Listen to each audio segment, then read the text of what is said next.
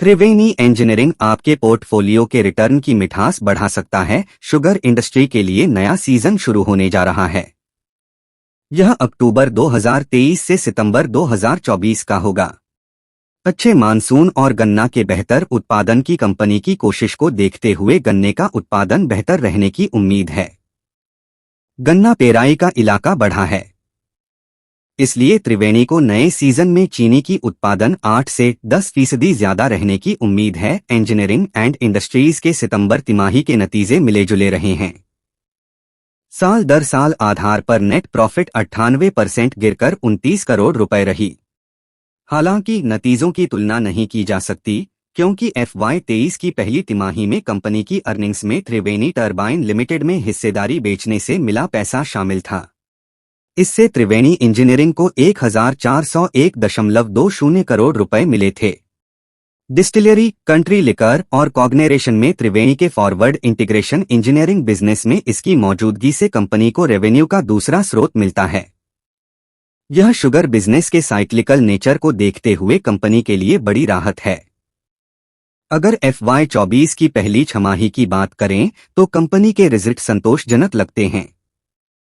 दूसरी तिमाही को सुस्त सीजन माना जाता है, जिससे इस दौरान शुगर का सेल्स वॉल्यूम कम रहा। हालांकि ब्लेंडेड शुगर सेल्स से अच्छे रेवेन्यू, अल्कोहल के बढ़ते सेल्स वॉल्यूम और पावर ट्रांसमिशन बिजनेस के बेहतर प्रदर्शन से इसकी भरपाई हो गई। नए सीजन में चीनी उत्पादन बढ़ने की उम्मीद। शुगर इंडस्ट्री के लिए नया सीजन शुरू होने जा रहा है।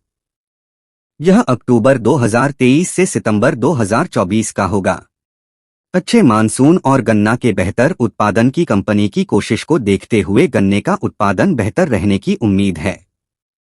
गन्ना पेराई का इलाका बढ़ा है, इसलिए त्रिवेणी को नए सीजन में चीनी की उत्पादन 8 से 10% ज्यादा रहने की उम्मीद है। अल्कोहल प्रोडक्शन में साल दर साल आधार पर 6% की गिरावट की वजह फीडस्टॉक से जुड़ी दिखते रहीं। FCI ने चावल की सप्लाई रोक दी थी। इसके चलते पहली बार इथेनॉल के उत्पादन के लिए मक्का का इस्तेमाल किया गया। इससे उत्पादन 25% तक घट गया। त्रिवेणी इंजीनियरिंग के इंजीनियरिंग डिवीजन का प्रदर्शन शानदार रहा। इस सेगमेंट में कंपनी ने साल दर साल आधार पर सबसे ज्यादा रेवेन्यू हासिल किया। साल दर साल आधार पर यह 28% बढ़ा। अक्टूबर के अंत में कंपनी की ऑर्डर बुक 1573 करोड़ रुपए की थी। ऑर्डर बुक बहुत अच्छी दिख रही है। कंपनी के मैनेजमेंट का मानना है कि यह बिजनेस डिवीजन बड़ी ताकत साबित होगा, जिसका मार्जिन बढ़ाने में बड़ा हाथ होगा। दूसरी तिमाही में नेट डेट और एबिटडा का रेशियो 0.33 गुना हो गया, जो पिछले वित्त वर्ष की चौथी तिमाही में 0.8 गुना थी। इसकी वजह कैश फ्लो में इंप्रूवमेंट है। पावर ट्रांसमिशन बिजनेस के अच्छे प्रदर्शन की उम्मीद। शुगर इंडस्ट्री में बुनियादी स्थिति बेहतर हो रही है। इंडस्ट्री में गतिविधियां बढ़ रही है। इसका सीधा फायदा त्रिवेणी इंजीनियरिंग को मिलेगा। इसके साथ ही डिस्टिलरी कैपेसिटी बढ़ने से कंपनी को सपोर्ट मिलेगा। इसके शुगर डिवीजन का ओवरऑल मार्जिन बढ़ाने में मदद मिलेगी। इंजीनियरिंग डिवीजन की आगे अच्छी ग्रोथ की उम्मीद दिख रही है। यह लॉन्ग टर्म में वैल्यू क्रिएट करने का मौका उपलब्ध कराता है। कंपनी पावर ट्रांसमिशन बिजनेस में अपनी भौगोलिक मौजूदगी बढ़ा रही है। इस वित्त वर्ष की पहली छमाही में निर्यात बढ़ा है। अगले 12 महीनों में OEM में विदेशी मार्केट में अच्छी ग्रोथ दिख सकती है। लंबी अवधि के निवेशकों को थोड़ा इंतजार करना होगा। चीनी की कीमत इंटरनेशनल मार्केट में 12 साल के हाई पर पहुंच गई है। इंडिया में कीमतें करीब स्थिर बनी हुई हैं।